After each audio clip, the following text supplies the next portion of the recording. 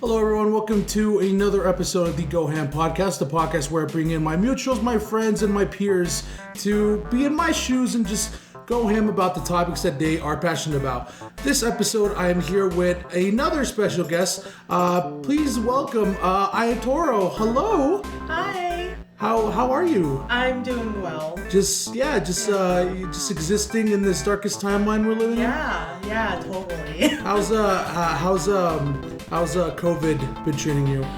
As good as it can treat anyone, I guess, since I didn't get it at all so far. Yep. That's the one thing so far. That's the big thing. Like, if it doesn't get you here, we'll get you now. And if you manage to be one of those few people that eventually, if this does end next year, then you get to have that badge of honor. Like, yeah, I never got it because. Well, I think I did get it last year when those early cases where everybody was getting really, really sick and they didn't know what it was, and then they're like, "Oh, we're pretty sure it was COVID." I'm pretty sure I got it then. And that ruined my whole Christmas last year. So yikes. Okay then. Well, all right. Well, kind of a downer opener for this episode. Now, is it cool if I just call you Toro? Yeah. All right. Cool. Gucci. Aiyetoro. It means world peace in Swahili. Oh, how nice. So that's why I picked it, and I've embraced it. It's very nice. I actually didn't know that. I just thought it was just a made up screen name that you came up. I didn't know it had an actual meaning and it was from an actual language that existed. Yeah. I just thought because most of our mutual friends, whenever we pick screen names, it's either because it's from an anime or something bullshit like that. But you're the rare exception. We're like, no, this actually has meaning to it. Yeah. That's I try and do that. Actually have meaning behind things. Yeah, there's me, and then you look at all of our screen names. There's Hoboing, there's Basement King, and then there's Aiyetoro, which actually means something. So, what topic are we talking about today, Toro? We are going to be talking about the best things to ever exist in this world: dogs. That's right, ladies and gentlemen. This is it. Episode 2 is the doggo episode. We in it to win it. What a fluctuation of episode 1 fan fiction to episode 2 dogs. Just straight up dogs. So when I asked Toro to be on the show, and I said, "Oh, what do you want to talk about?" and she looked me dead in the eyes and she went, "I want to talk about dogs." And I was a little bit shaken because at first it was like, oh, because I know she's a big Disney head and she loves anime and stuff, so I thought it was gonna be one of those rounds, but then she hit me with the unexpected straight punch of doggos, just doggos. I'm like, all right, I can work with that. So obviously this is gonna be a little bit more different than the fanfiction episode because this is more of a wide spanning than just fan fiction. This is an animal. This is a living, breathing doggo, pupper, woofer, whatever you get. First up, what do you call them? I call them doggos, mostly. I do really like that term for them. I do like pupper a lot too, especially for the little tiny babies. The little babies are puppers. The little babies are the puppers, but a doggo is a doggo. A doggo is a doggo. Okay, even if they're wild. They're also doggos. Yeah, I remember when doggo first caught on. I said doggo a lot, and then I heard the term woofer, and then I was like, yeah, woofers. But then no, I like puppers more. Puppers or doggos, those are more. So of course I had to go into your background. So when did your fascination with dogs first begin? I have always had a fascination with dogs. Dogs have been in my life for forever. When I first got here from Russia, my mom already had a golden retriever at home. And so I grew up with her. She passed away when I was 7. Yep. No, a little bit younger, because then I got my other dogs, who I consider my dogs, at 7. And I picked them out. So I've always loved dogs. they've always been in my life, and I have such an infatuation, love with them, and I feel like they are so important for humans in general. No, what a strong first kid. No, so the thing that's funny is because like you and I have different experiences, first experiences with dogs. Like I don't hate dogs. I really don't. Like I love dogs. I think I'm more of a cat person as well. But when growing up, when I was little, I grew up in a very ghetto area. So I also my first introduction to dogs was like via TV and movies and stuff like that. And it was always like the, kind of like the buddy kind of dog that was with the main character or whatever. And and I always conceptualized that. And then in reality, I want to say until like I was like 5 or 6, I was afraid of dogs because like the ones that were around me in my old where I first lived, they were like very mean, and then they were like just like guard dogs and stuff. Ghetto guard dogs. The ghetto guard dogs, exactly. And and of course to a little kid it's gonna be terrifying. And of course to me, the bigger the dog, the more shit I was scared of. Yeah. And so I eventually I warmed up to dogs. I'm not gonna be a total dog hater just because I had some bad experiences as a kid. But yeah, I can see the differences between like how you and I perceptualize dogs. But yeah, when the first dog I first saw was this big fucking German Shepherd. Oh, yeah. Big German Shepherd. And in real life, not on TV. This guy looked fucking mean. This guy looked like he would just wreck my shit if I even like stared in his direction. But I always looked him outside my window because he was our neighbor's dog. But no, whenever something pissed him off and I heard his big fucking woofs, I was like, yep, not gonna go outside today. Exactly, yeah. And definitely, I think growing up, if you're not introduced to dogs, if you're not properly introduced to them, you definitely do grow up with those fears. You had this random dog next door that's big and barks mean, but if you had a proper introduction with your neighbor and your mom and everybody else to where you actually were friends with the dog, I doubt you would have been as scared as you think it was at the time. No, absolutely, yeah. And then of course when having a small living space to where we first lived in, like dogs were a non-starter. No dogs in the house because like we already had like we had like 3 kids and 2 adults in the house already. So and I came from a very like lower middle class family growing up. So yeah, the closest we got to pets in there were goldfish. And I had a turtle when I was like a little turtle when I was a kid, and that's it. That's the most we ever got to. Goldfish and a turtle. That's it. And I think as I later progressed, like I think when I got into junior high, I think I wanted the idea of like, I want a dog more because like dogs are cool. Yeah. You can actually interact with them more than a goldfish. Yeah, no, absolutely no, because like a goldfish was just like, which I had nothing wrong against goldfish. It's just like after having like 7, it's just boring. I'm just like, fucking do something. Yeah. No, but yeah, I think when I was I think 6th grade on, I was obsessed with the idea of owning a dog. I wanted like a nice like a, I don't know, I wasn't very picky about the breed or the mix. I just wanted a dog that would white fur because for one reason and for one reason only, because I wanted to name it Crypto, and that was the name of Superman's dog. Yes. Yeah. Crypto the super dog. I can see you wanting a white dog just for that. No, yeah, definitely. And I was obsessed to getting a white dog and naming it Crypto because it's Superman's dog, and I'm like, fuck yeah, let's do it. But yeah, and obviously that never happened with me.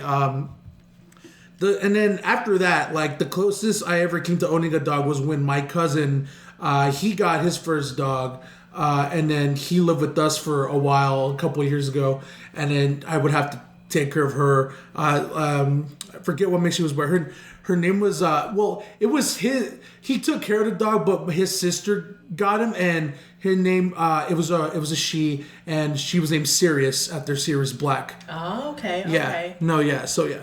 And yeah, I took care of her for like I think a year and a half, and then I never actually owned a dog, but I had many experiences with dogs in the family, in and out. Right. Funny enough, none of them were Chihuahuas because you would expect a Mexican family to just like Chihuahuas ahoy, but no, it was always like these big dogs. Never like, actually no. I think one of my cousins when I was like around like 10 years old had like this little. It wasn't a Chihuahua. It was a white little furry dog. It was a girl. Her name was Mia, and she was very very hippie. A very hippie dog. But yeah, that's the smallest ever. No, but yeah, that's basically my foray. And then now I am a cat dad, so yeah, I can't, yeah. And I don't think if I ever do get a dog, I will make sure if it's not a humongous one. Yes. Because that might cause some issues. But yeah, do you have have you ever had any negative experiences with dogs? I've definitely had negative experiences with dogs. I've never had a dog. Well, actually, I have had dogs try and bite me before. Mm-hmm. And, big dogs are scary. And you do have to be careful around any dog at all because you have no idea if they're trained correctly or if they're socialized or if they're just scared. And the most dangerous thing is having a scared dog because they're gonna cower and lash out because they don't know what's going on. They just think you're there to possibly hurt them, and the only thing that they can do to defend themselves is bite you, and that hurts. No, yeah. So the thing with that is that like I can see how a lot of people can have like negative perceptions about dogs, especially when it's like they reach out to a dog they don't know, and then it's like the dog is just as afraid of you as you are of it, and then they're just trying to defend themselves. But no, I can see the misconception of that. Now, have you ever been in a situation where it's like have you ever seen? Well, to better conceptualize it, have you ever been for another person's bad experience of a dog? Like, let's say you're with a friend or a family member and a dog is around and the dog is trying to bit them or cause a ruckus or... Well, this one time I was with my friend, we were walking my dogs around the neighborhood along with her dog. And this dog out of its garage just shot out and... Oh my God, yeah. Started attacking one of my dogs. We picked up two of them. The third one, unfortunately, we just couldn't get to her in time, and this dog was just going into her and trying to kill my dog. And that was very traumatizing as a little girl, just witnessing trying to not be hurt myself, but also protecting basically my child. Basically, yeah. No, I get that. No, that leads me. Yeah, and that also, God, no. I'm imagining myself in that situation, just seeing this fucking beast just like dart out of nowhere and coming right at me. No, that is terrifying. It's so traumatizing. No, yeah. How old were you? Do you remember? Oh, I had to have. Let's see. So, I had to have been in 6th grade. Yeah. Or something like that. Okay. Mm-hmm. Yeah. No, that's crazy. Now, you said that you've described your dog as basically your child, and I want to go into that because I know there's. Do you think? Because a lot of people have this conceptualization of considering a pet or whatever it be, dog, cat, bird, whatever, and saying it's like your child, that they think it's weird. What do you think that's bizarre at all? I do not think it's bizarre. I think that any person needs a bond with something, and if it comes with an animal, it's not a weird thing, because all human beings need that socialization and need something to kind of hold on to. And so if it comes from animals, because let's say, you know, you're not ready to have children, then of course it's completely acceptable to have that animal and dote on it. And, you know, we're so emotional, and animals in general are so emotional, but dogs just, I feel like they tap into your soul a little bit, and definitely. they understand you. And so, like, especially my dog, Gracie, my golden right now, she got me.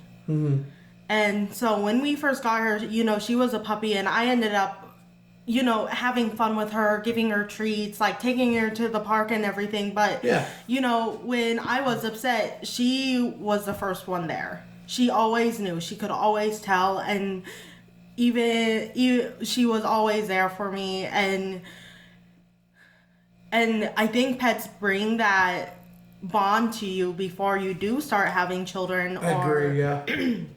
And so they definitely stimulate that part of our brain to where we want to nurture them, and we want to care for them, and we want to dote on them, and we want to give them everything that we can. Yeah, I see. No, I really get that. And I see it most with dogs than any other pet. It's like, especially because I think there were some studies done where it's like dogs will get its owners the most than I see like a cat or like or something like that, because like I'm not gonna sugarcoat it. Cats are assholes. Yeah, they are. Cats are fucking assholes. I love mine to death, and I love cats, but they have their moments. But like, I think in terms of like a comfort animal, I think dogs edge out cats a lot more. Oh yeah. Because when it's like what I was saying when I was first introduced to dogs by TV, they're the symbolic like best friend that you have. Man's best friend. Exactly, they're man's best friend. There you go. And like, and I definitely do see cases of like whenever like one of my friends, whenever I'm over to a friend's house and they have a dog, and let's say they're sad, their dogs will be right there with them, trying to comfort them, or like will always be with them, and like they almost match your mood. Yeah, and well, there are studies out there that have like CT scans of the brains of dogs, and the same part of their brain lights up the same way ours does, responding to emotional stimulation. So if we're sad, they feel it, and that triggers them to be sad, and so they emotionally support us because we're sad, because they also get sad at the same time. And so they're like, oh, I need to comfort my person, I need to be there for them. And they've also tested it on other animals too, and especially cats, since cats are the next pet that people usually have, and none of the other animals show any of the same sort of thing as that like emotional response. Yeah, and I think it gets to the point of if a dog and an owner are together long enough and they have a bond that is really strong, it gets to the point to where it's almost like, I don't want to say like telekinetic or stuff like that, or like it's there in your head, but like I've seen like the one case that I've seen in my life where I had this friend where he had his dog, and he's in the military, and he was stationed over in Afghanistan, and I remember hearing a story where he told me that there was just one week where he was still gone out of state, and then his dog, his mom was in the kitchen, and his dog was under the table and would not come out for no reason, not for food or anything. And of course the mom was like, "Oh, is she sick? What's wrong?" But no, she would not come out, and she was whimpering, and she didn't know why until the next day where she's on the news and she saw that his base got attacked. Oh my God. He ended up being okay. That's good. But that's insane. Yeah. One of my cases with that, so one of my little dogs I had when one of them that I got when I was 7, she was a little Bichon. She loved my grandma. Like, she was supposed to be my mom's dog. My mom's class had bought her for my mom. Oh, wow. Because my mom's golden had passed, and my mom took that golden to school every day. Like, they were like the pair. Mm-hmm. And so her class bought her this new dog. And the first time we went to my grandma's house in Tucson, automatically, like, she just, like, she got out of the car, like, she was so tiny. Maybe 3 months old. I don't even know. Yeah, so tiny. The first time she got out and, like, saw my grandma, she's like, that is my person. There she is. Miss Nadine is my person, and that's it. And so when my grandma came and lived with us, you know, Annie automatically always sat with her, like, always laid with her, always wanted to be with her. Sometimes if Annie wasn't, like, feeling well, my grandma was the only person who could, like, get her to eat.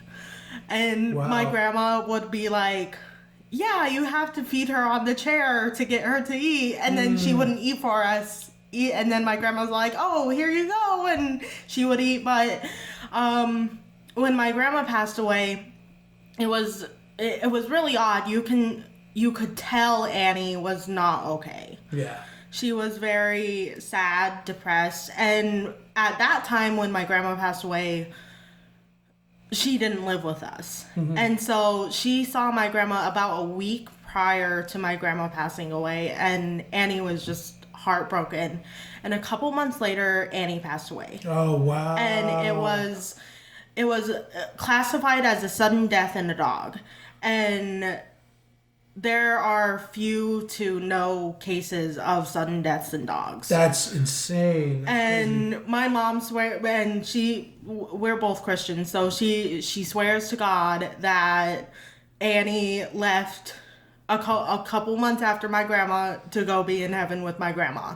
Because other than, Annie was the perfect bill of health. She was 11, so she was older, but she, like, nothing with her eyes, she didn't have any outstanding issues. No, not at all. And then just this sudden death in the dog, which is a rare case, a couple months after my grandma. Wow. No, yeah, that's even more crazy. No, yeah, it's insane to think of like even just how simple, like, the bond between, like, this animal and a person can go, especially with, like, if it's either my friend and his dog or your grandma and your dog. It's insane. Now I also want to get into, like, obviously we kind of started with a bit of a downer there, but, like, what are some of your best experiences with dogs? Oh my gosh. And I know it's like asking you. That's a lot. I know that's a lot. I know it's asking you a lot, especially it's like it's almost asking you, like, here's all your children, pick your best pick one. your best one. Okay, well, I'll talk about a couple of my dogs.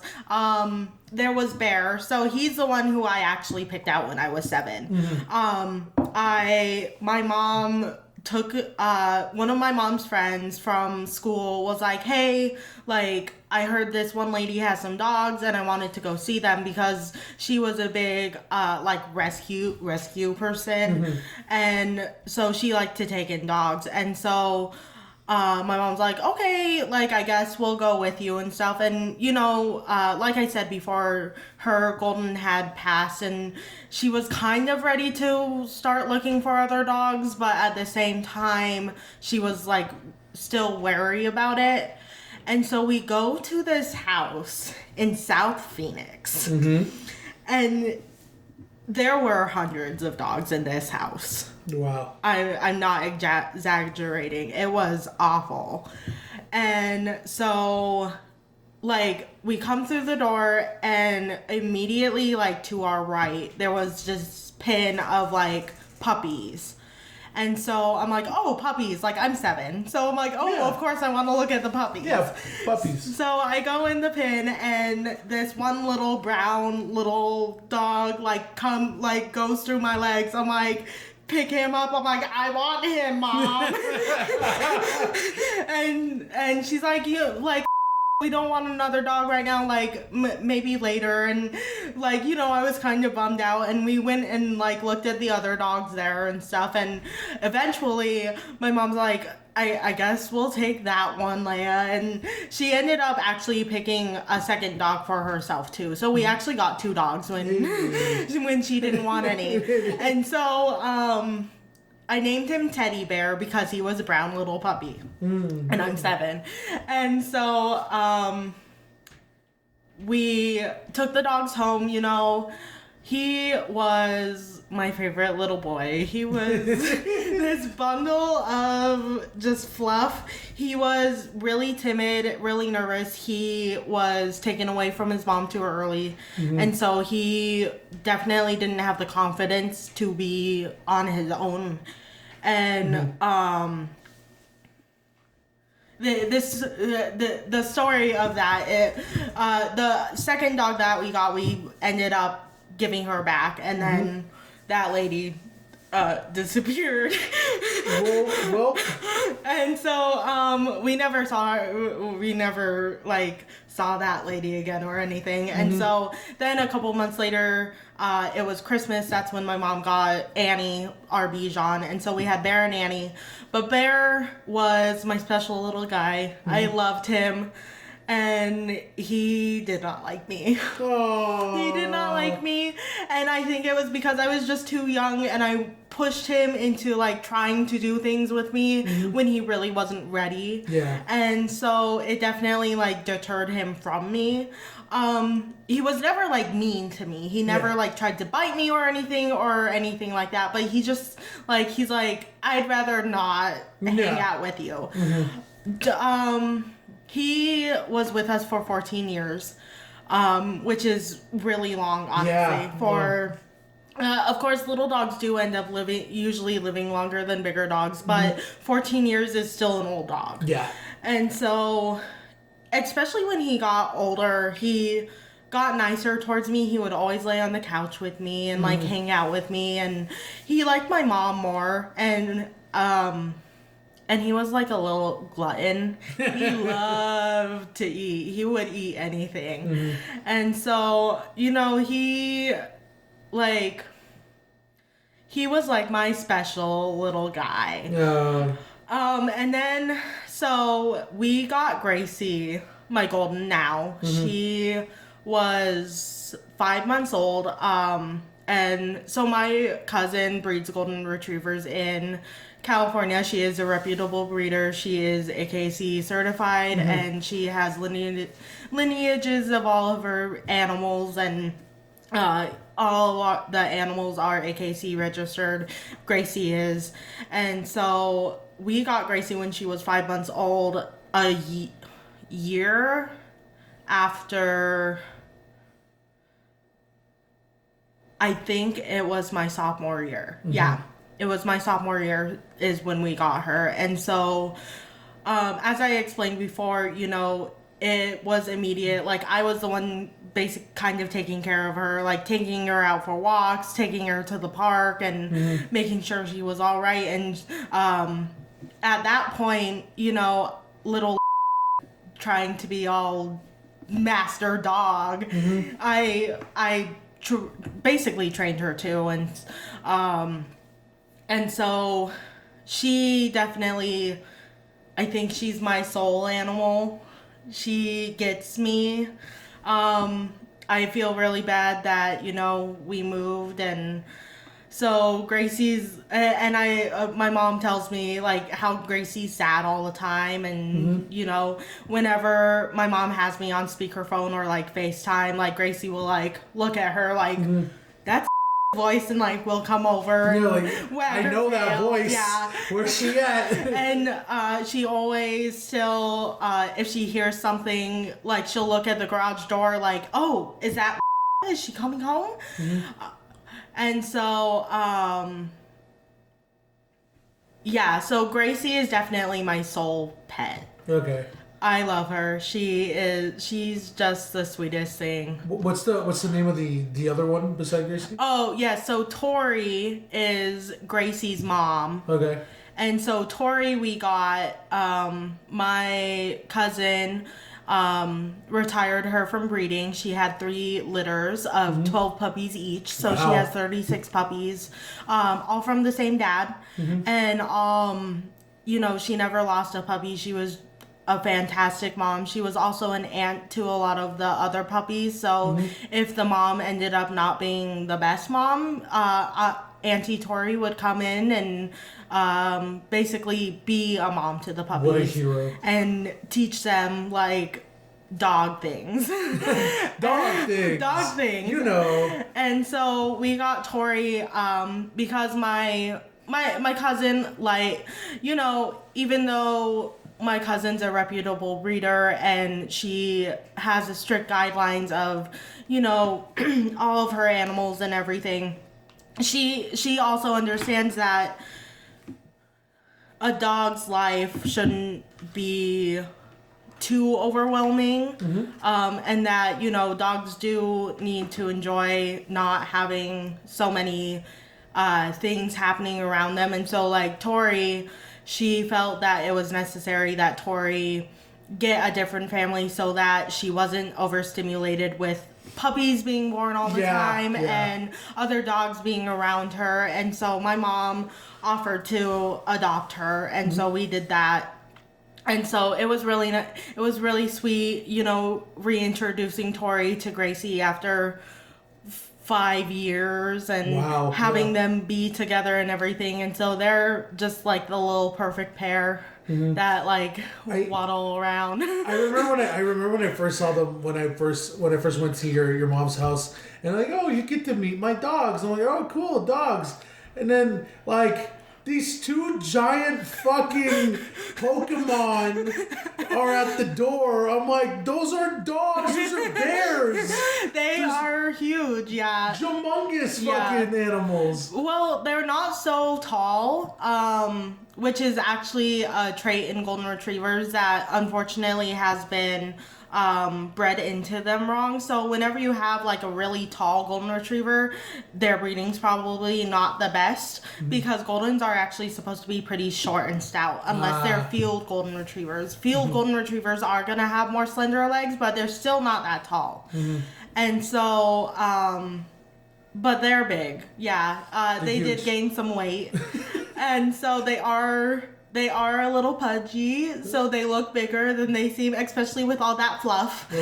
Oh my god. I remember when I helped you moved, and I was just waiting in the front of your living room, and then I was just chilling, and they were right there with me. They were sitting down, they were like licking my shoes, like, and when I got up and finally left, just covered in hair. Just like my pants are just covered in hair, and they're like, I still in my head, I'm like, those aren't dogs. Those are fucking, those are, just thinking of like fantastic, those are like mounts. Those are like animal companions that you go, sick boy, and then just like they destroy whatever they need to. Except Gracie and Tori definitely would never hurt a fly. Yeah. They would just like, Gracie, sick of, and she'd look at me like, what? What's going on? Why are you pointing? I don't see that. See, I think you're fine because like if anyone ever tries to mess with them, all they need to do is look at the size of those things and be like, yeah, nope, I'm out.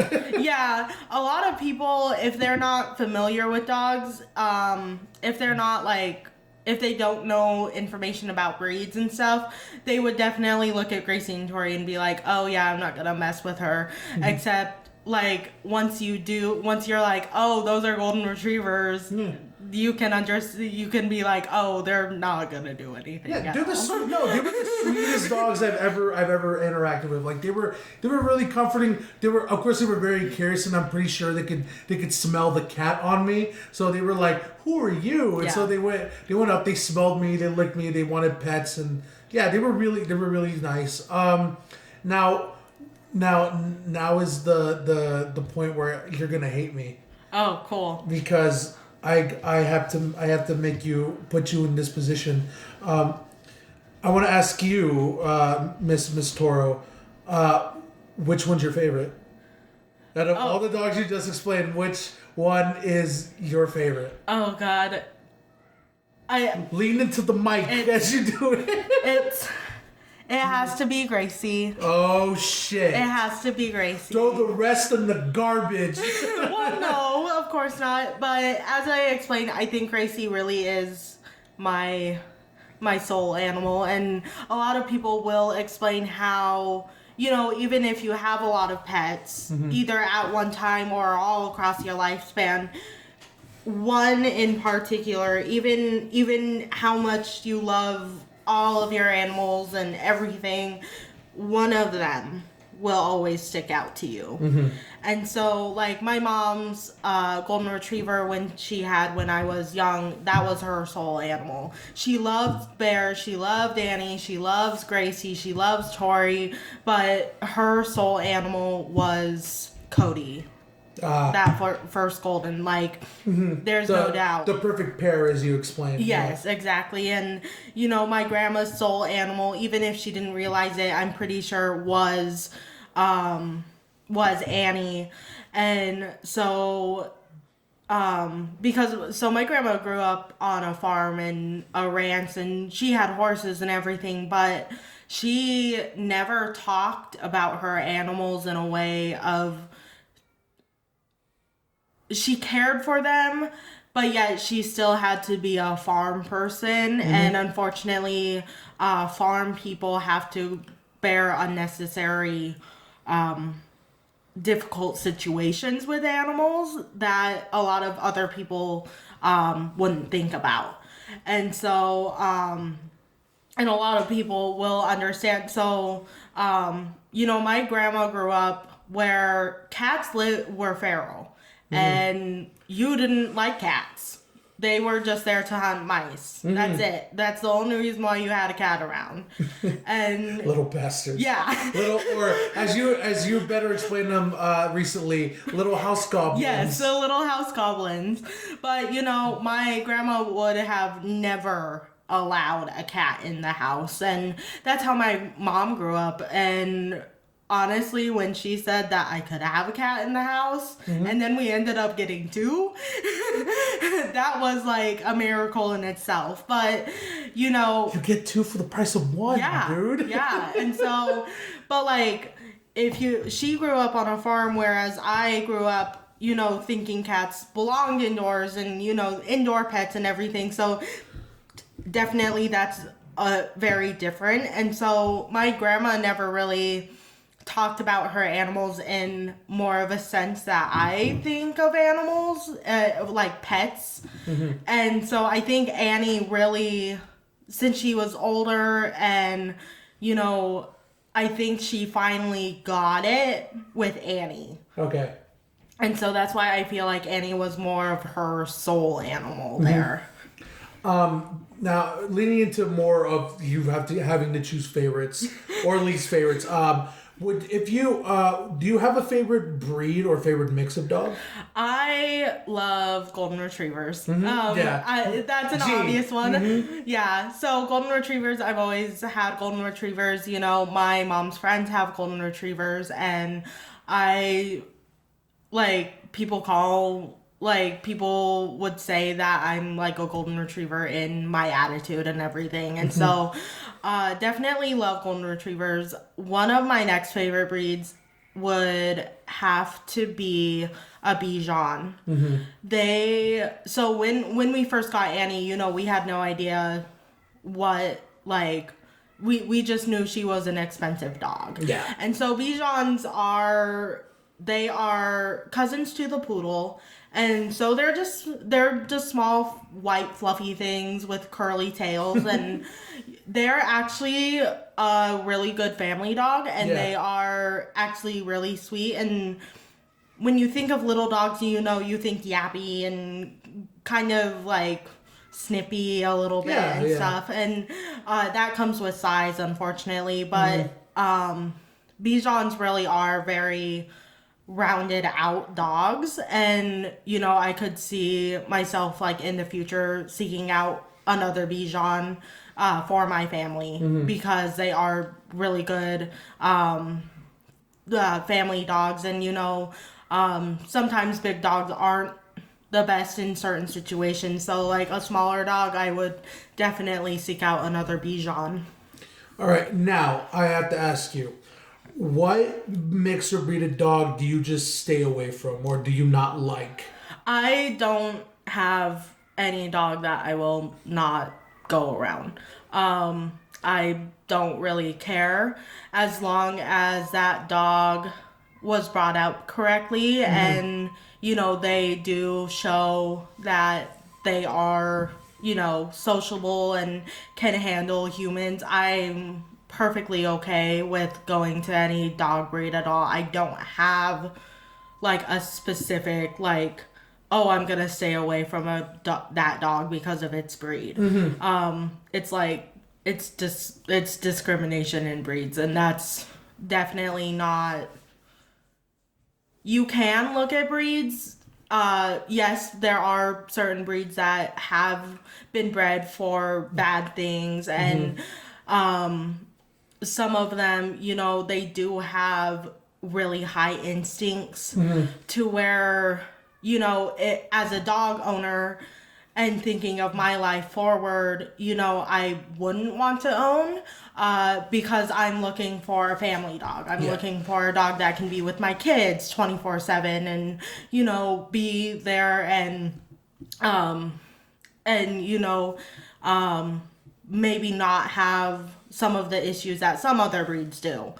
And, but in the bottom line, I would not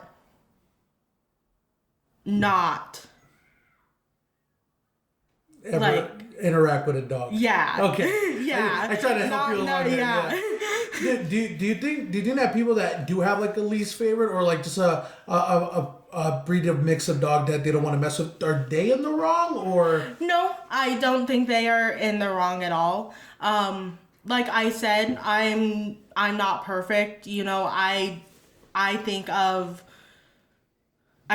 it as an educated decision of breeds, and so I love German Shepherds. So here, this is a good example. I love German Shepherds. They're pretty intelligent. They they're protective, and they make really great dogs.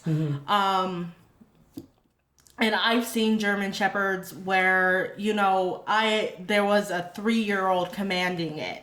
The dog, wasn't even eye level to the little girl. It was taller than her. And she's commanding this dog. But for my needs, I wouldn't have a German Shepherd. Yeah. It's not that I don't like them. I love them. They're gorgeous creatures. But for what I want, I don't need a German Shepherd. Right. No, absolutely. Now, I want to get your opinion on probably one of the most controversial breed of dogs. And it's not just because of the dog itself, it's because of how the dog is brought up. What's your opinion on pit bulls? Because I know a lot of people are like, oh my God, look how cute they look how over there. But then there's the other side of it where yeah, but it's messed up how we just breed them and how they look and how they have breathing issues and stuff like that. So I wanted to get someone like you who really has done, not only as a big dog person, but has done the research. What is your opinion on the pit bull? Well, first of all, there's not an exact pit bull. Yeah, Pit bulls yeah. pit bulls are standardized by the blockheads, and so when you see a pit bull, let's say walking with its owner, it could be a number of breeds. Actually. Yeah, exactly. And so saying that actually goes into kind of my stance. I do believe for certain dog breeds it is nurture over nature. And so definitely, you know, with pit bulls or any of the breeds that count as them, you know, if it is raised right, if it has the correct training and the correct discipline, you know, they're fabulous dogs. They are lovable. They are called, so when they first started breeding them, they are the nanny dogs. They were there to protect your family and protect your kids and watch over them. Yeah. And so I don't think you know, that part of them is still in them, but I think people took advantage of their protective nature and turned it into a bad thing. And that's where, you know, that's where bad breeding comes into play. That's where bad people come into play. And definitely. So, yeah, I agree with that. Absolutely. And so pit bulls as a whole, they unfortunately have a bad rap. I would not choose to have a pit bull in my house. I love them. They're great. And I will approach one anytime, any day, unless the owner says, please do not come to my pit bull. No. And, you know, but yeah, I'm completely in the side of pit bulls in general are very discriminated against because of what bad people have made them to be. Absolutely, I agree. Now, I also want to get into another kind of like, not really controversial, but just like an opinion about dogs and dog owners that are kind of split in the middle. Something that a topic I've been seeing lately is that there are some people for and against about a certain topic when owning a dog, or just, mostly about dogs and cats in general, but mostly about dogs. What is your stance on people that like to, let's say, dress up a dog or like change the color of its fur, like you know, like that, like so a lot of people think that it's like most people are on the fence, like, yeah, it's my dog, and if they're comfortable with they're comfortable with it, then it's cool. But then it's the other side of like, it's an animal, not a fucking accessory. Leave it alone. Where do you stand on like dressing up a dog or dyeing its fur a certain color, or something like that, like personalizing, like, as long as the dog isn't being emotional, like abused in any way, yes, it is that person's dog, and unfortunately dogs are treated like property. They are technically property, and so, but yeah, like I've seen you know, the cutest little dogs with their hair dyed and stuff, and you know, there's the happiest little things with their like little tails that are pink, and you know, in their little outfits, as long as that dog isn't like not eating or something, that okay, like, do what you want. Make sure it's safe for your dog, of course. Absolutely. Yeah, make sure, like, the dyes are fine and, you know, like, the zippers aren't getting caught on anything. But other than that, go ahead. Like, do your thing. Personally, I wouldn't do it. I'm not a person to dress up my dogs. You would never put a little hat on Gracie?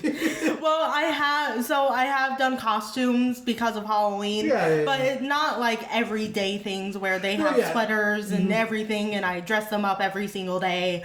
Though I will say, whenever I see a dog, no matter the size, if I ever see them with a sweater, I'm like, oh my god, a dog with a little sweater! I know, they're always so cute. And so, but no, I'm not against it at all, as long as that animal is actually being treated well. For their well-being, you know, okay, fine, like, do what you want. Like, dogs are animals, but like, in the same sense they're animals, they kind of don't like care.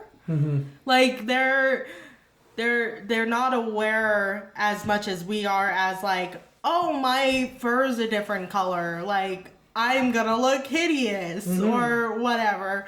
And so, you know, if you put them in little jackets or something, great.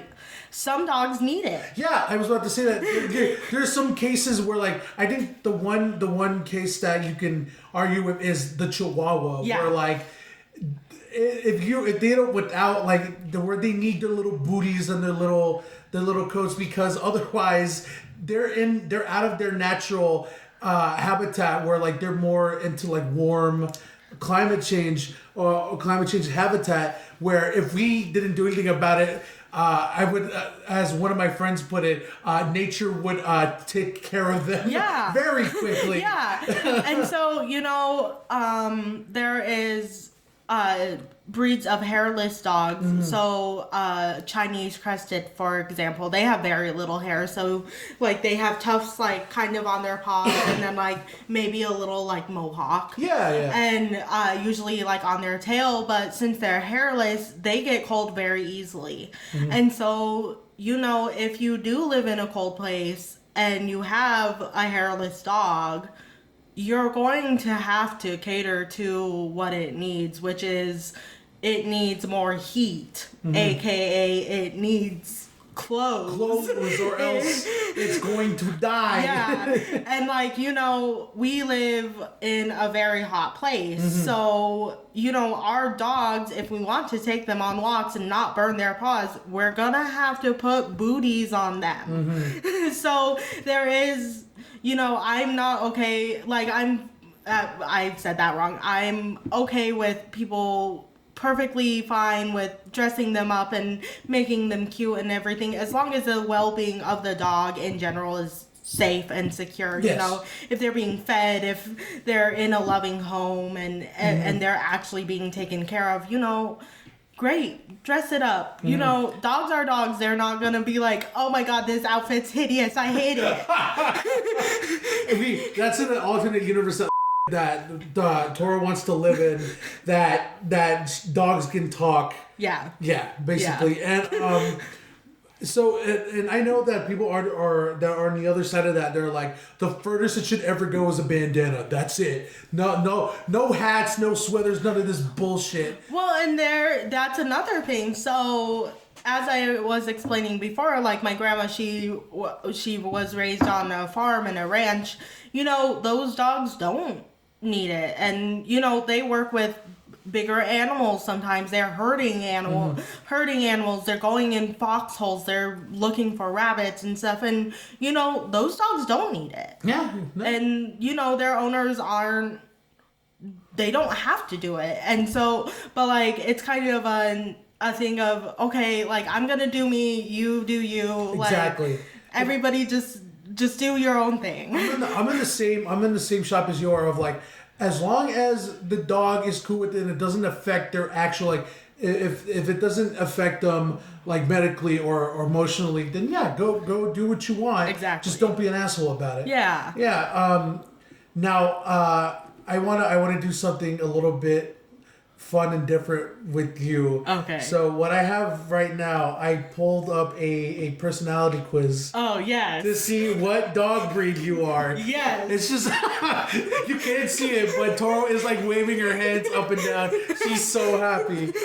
So it's just 8 questions. I'm going to ask you questions. You're going to answer them as honestly as you can, okay? I will. Right, yes. Cool. And if people want to do it, it's just a random quiz I found on the internet. I'll put it in the link below if you guys want to try it out. But I'm just doing this for the shits and the giggles. So, okay, cool. First question. You ready? Yeah. All right, first question. When it comes to other people, you are shy at first, the one taking care of them, suspicious, everyone's best friend, or quite friendly? Everybody's best friend. Everybody's best friend? Okay. And you can attest to this. Yes, too. I can attest to that. All right, question number 2. Finally, a day off of work. How are you going to spend it? Work, I never take work off. Sleep in, then maybe find something to do. Do some work around the house and maybe go have coffee with some people. Finding a group and trying to get into it. And final one is spend it with friends and family. Probably the do some work and then find something. Do some work around the house, then maybe go have coffee with some people. Nope, yep. Yeah. These are like spot on for you, man. I swear. So number 3, simple one. What is your favorite color? The options are yellow, blue, green, red, and purple. Red. Me too, man. Let's go. Let's go. All right. So, question number 4. Finish the statement.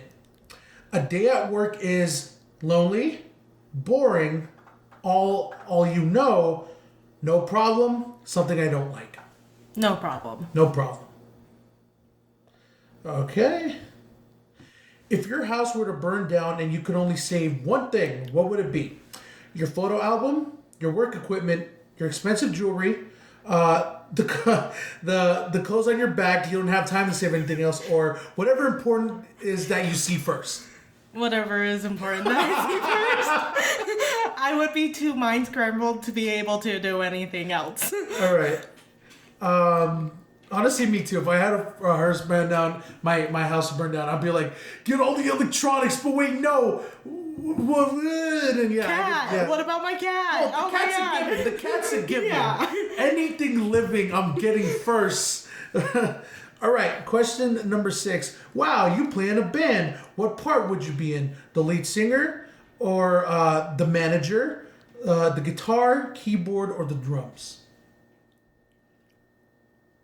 Keyboard. A lot of people don't choose keyboard. A lot of people either go with guitar or lead singer, and then there's a lot of people that go in the background like, I want to do the drums. Yeah. And then I'm definitely not like a lead person, and I know guitar's like too cliche. What about the manager? You know, the behind the scenes. No. No. Okay. No. Keyboard. Yeah. Keyboard. All right. Question number 7. What is your favorite food? Steak, whatever's around, you're not picky, SpaghettiOs, pie, or gourmet dining? Steak. All right. You good juicy steak. Oh yeah, I'm there with you, bro. Last question. Which of the following would be the name of your thing song? Workaholic, Guess Who's Here, Best Friends Forever, Suspicion Mission, or Slow Mo? Best friends forever. You guys can't see this because it's audio only, but she did a little dance when she did that. So just picture a little tiny Asian person just waving their hands, sitting down. All right, submit. Let's see what calculating the results. Let's see. What do you before I tell you, before it tells me, what do you think it's gonna give you? I honestly always usually get a golden retriever, or like, I can't remember. It's like, I think it's a Yorkie that I've gotten a couple times. So either one of those two. I don't know why, but I've always gotten one of those two. It's taking a long time to calculate. Oh no. No, I never.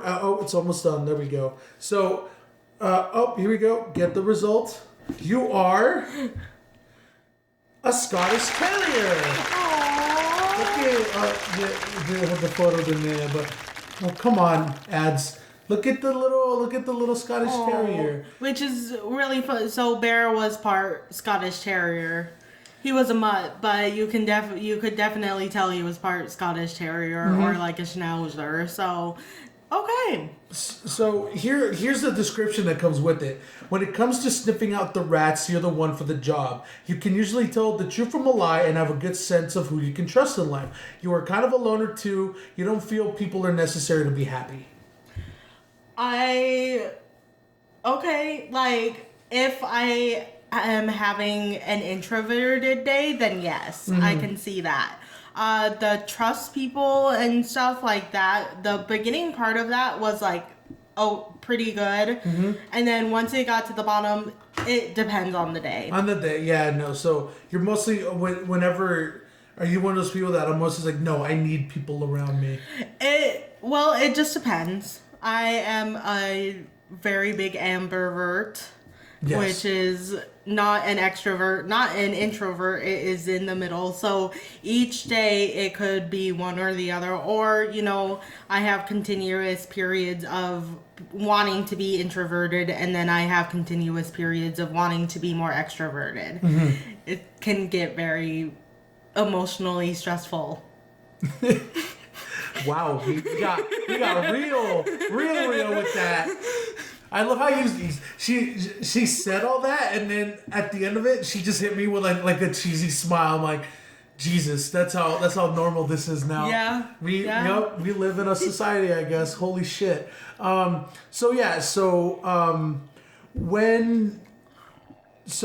are some the next thing I want to lead into, like, what are some crazy, like, absolute, like, crazy stories you heard about dogs? Doesn't need to be anything negative or anything, like, scary. Just, like, some crazy stories. Like, for example, like, this never happened to me, but I heard it on a Joe Rogan podcast where he had one of his guests on, and he had, like, I forget what dog it was, but they lived in a place where there was mountains and stuff, and then his dog would be one of those dogs where he would just go outside, and then he would come back, you know, adventuring. And then, so one day, he let his dog go out, and then, as he normally does, and then he was gone for a very long time. And then the dog came back, and he was limping and bleeding, but, like, nothing too serious. And, of course, he's like, owner's like, what the fuck? What happened? And then the dog just went to sleep like nothing happened. And then, you know, a dog ended up being fine. And so he was curious. And so he and a bunch of friends followed the trail of blood almost up to the mountains. And they stopped at the trail, and they found like 5 dead coyote bodies. And then they're just like, what? The story, holy shit, like what? And then just like these, trying to comprehend like what happened here, to where it's like these coyotes just like got destroyed, and the dog's like, okay, time to go. Like, yeah.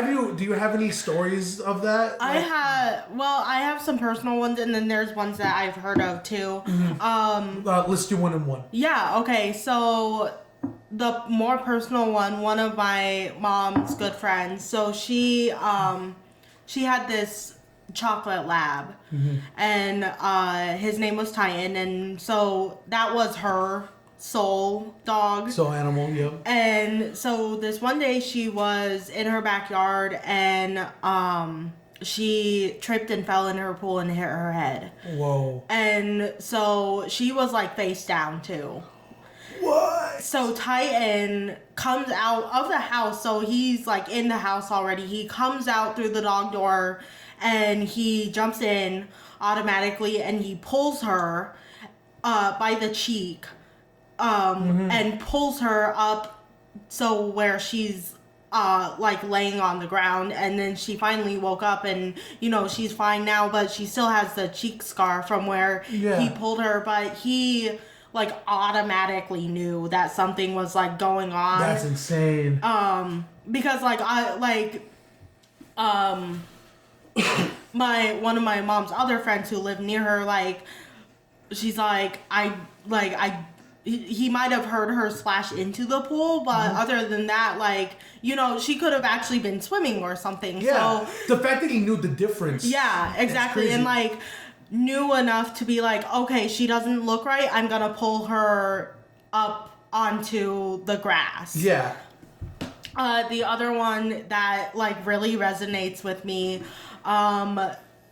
it was this show on Animal Planet, and it was, like, called like Miracle Dogs or something like that, or mm-hmm. like Miracle Stories or something like that. And so this one lady was home alone, and she had a 15-year-old Pomeranian that was deaf and blind. Oh, okay. And so her husband was a cop and usually took like the graveyard shifts. Mm-hmm. And so this one night, like, she started hearing like some rattling and stuff, and so she goes to her front room, and there's this guy standing there, like, in her front room. And so she's like, get out, and he's telling her like all these lies, how he killed her husband and how he's dead, and like to just shut up and stuff. And so, you know, she's in this room with this guy who possibly could have hurt her very badly. And so this 15-year-old, and like it wasn't like it had arthritis and stuff, and so this 15-year-old blind and deaf Pomeranian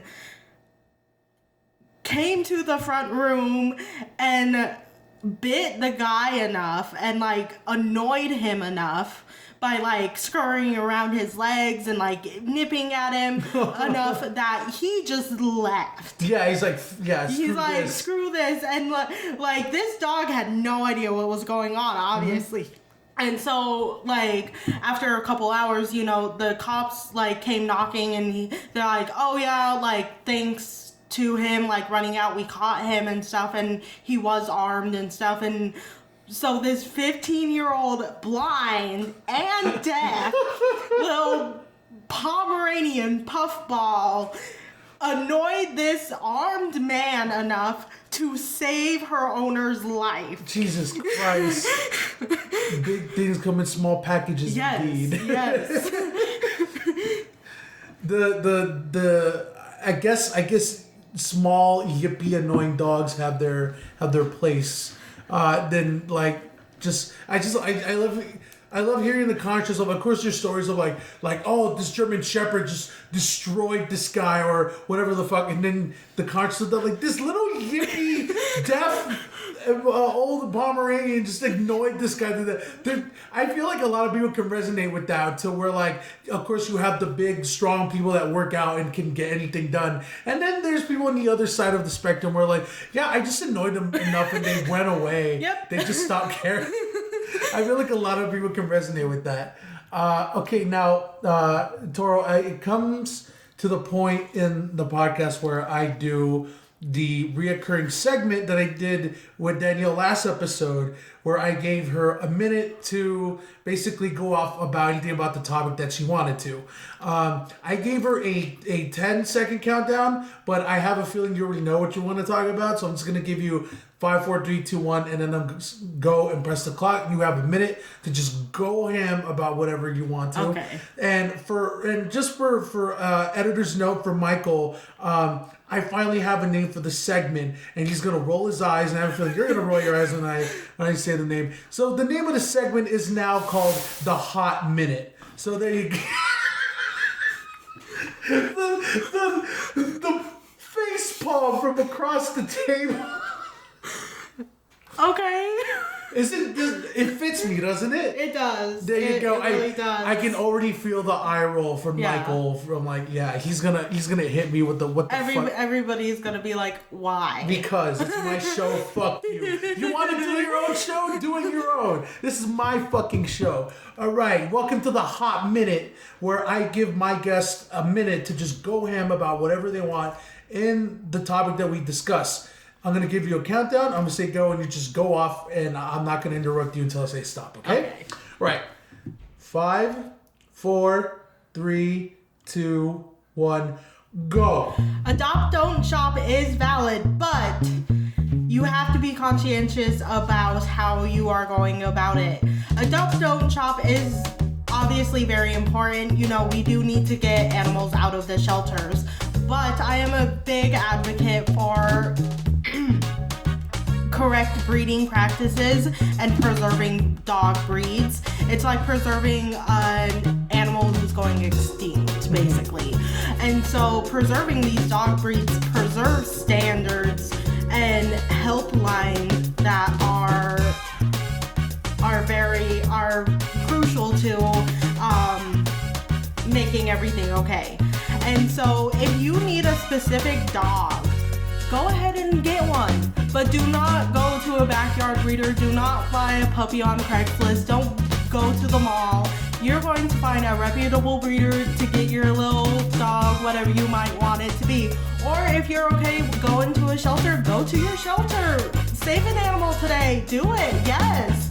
But just know that whatever you do, as long as it doesn't incorporate to backyard breeding, it is a good choice. You are valid.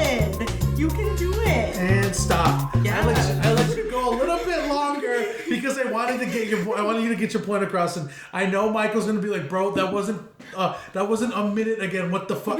Listen, bro, just go with it. Go with it. You don't have to be snippy with me. I'm trying to do my best, and of course, it's not. You should expect that it's not gonna be a minute exact every time. The point of the show is I want to get people in the rawest, more passionate form. That's the point. So. At me, Michael. Come on. You know where I live. Let's go.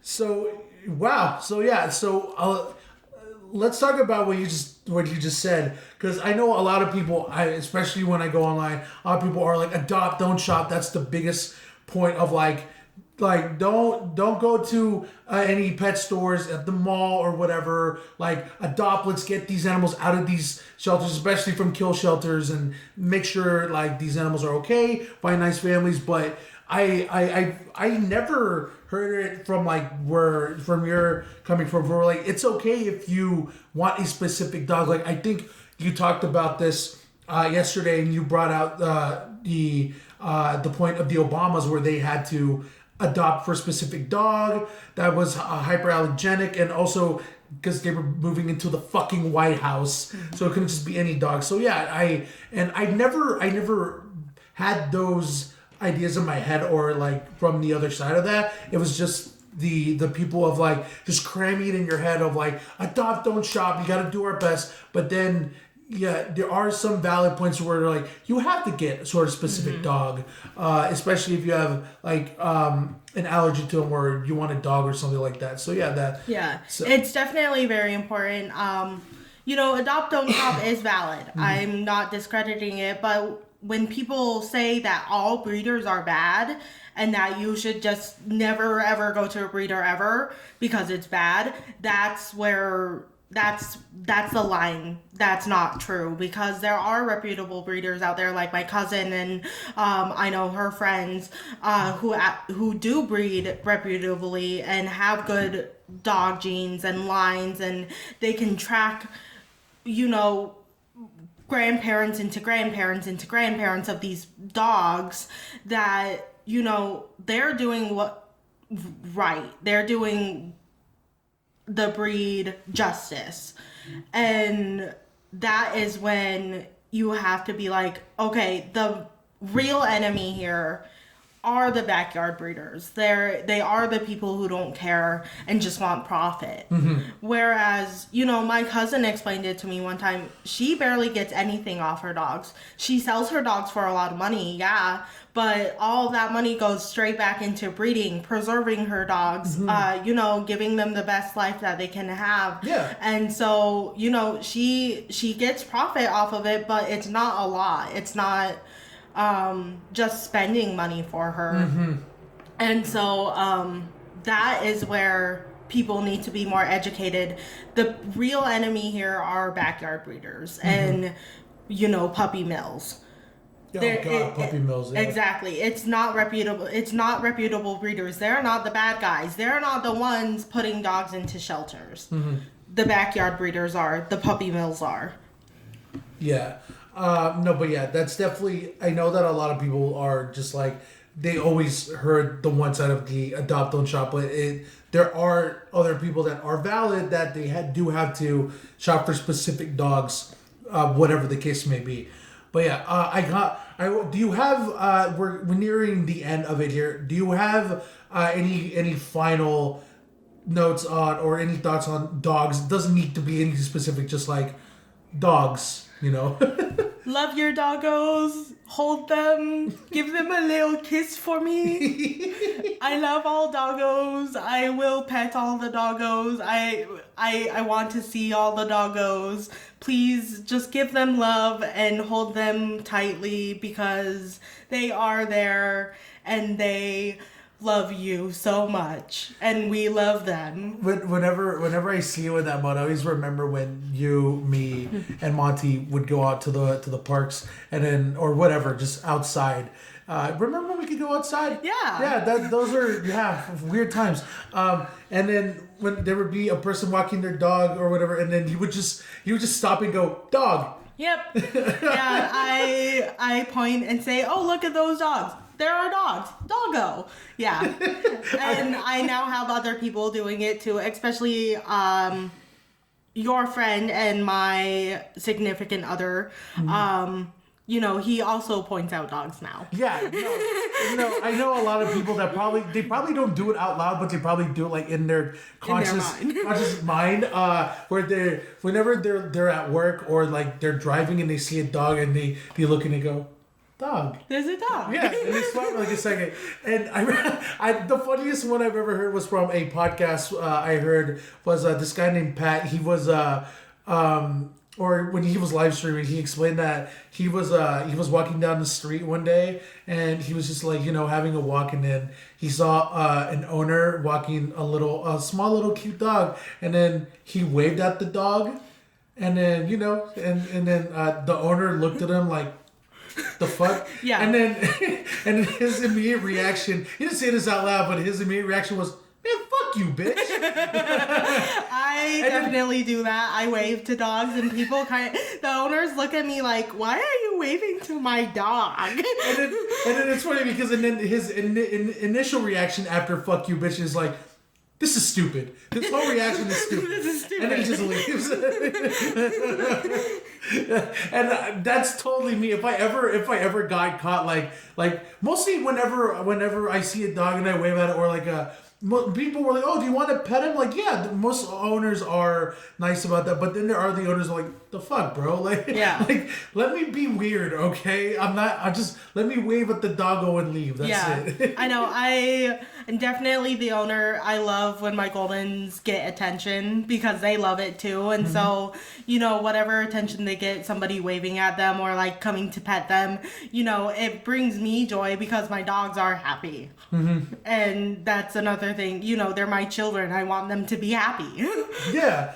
I think the funniest one I've seen was same guy Pat. He just recently got his own dog, and it's a little pit bull named Zangief. Oh. Yeah, and he's a little baby, and they put him in a stroller. I love it. They put him in a stroller, and then of course people were like, "Oh my god, look at the little puppy in the stroller!" And I have a feeling that like a lot of people just can't resist.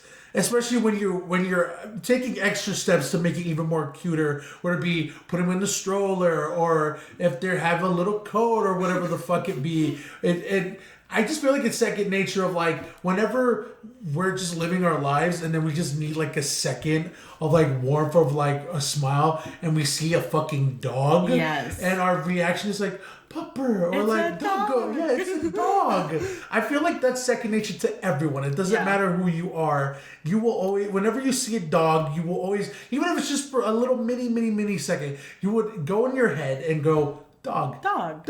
It's a dog. Yes, dogs will forever be a point of warmth and comfort for a lot of people, even if you don't have one. Even if you just even just looking at like videos or photos of like cute or funny dogs on the internet, it will bring a smile to your face. That's why we have cute videos of dogs and cats, because everybody likes that little warmth that the animals bring. Oh my god, yesterday Toro showed me one of these little puffy little doggos in the snow. The way they ran, they looked like little bouncies and they were so cute. They oh were my so god. fluffy. They were so fluffy. Oh my god. Guys, dogs are awesome. Yeah. Puppers are cool. If you have a dog, hug them, squeeze them, pet them, tell them they're a good boy or girl. Give them a little kiss for me. Yeah, there you go. And if you have a cat, I'm sorry. I have one as well. They're assholes. I love cats, but dogs are a different. Hardy har. Dogs are a different breed. Hardy har. I make a joke. I tried not to make a lot of. I tried not to make a lot of puns on dogs because or else my editor would kill me. But yeah, Toro, thank you so much for doing this. Of course. Thank you for having me. Yes, and look forward to. I told the same thing to Danielle. Look forward to being a reoccurring guest. Oh yeah. Because I have a feeling this is just the tip of the iceberg for you. Yeah. Where you have a lot of things you want to talk about. But yeah, what a curveball you threw at me. Dogs. Dogs. Yeah, but no. Thank you so much for doing this. For those of you who are watching, thank you for listening to this again. Thank you for listening to the first episode. If you want to follow me or my editor Michael, links in the description below. I'm also going to put the link for the quiz if you want to do it, just for a little silly shits and giggles. But yeah, thank you for listening. Go listen to my other podcast, Cynic Clinic, that I do with Michael, my editor. And once again, this show would not be a thing without Michael. Big shout outs to him. A big raise the roof to Michael. Yeah, we're doing. Michael, you can't see it, but me and Toro are both raising the roof to you. You're the only reason why the show exists. But yeah, once again, thank you once again to Toro, to Mike, and for you to listening. And I'll see you guys next time. Thank you for putting up with our nerdy bullshit. Bye, guys.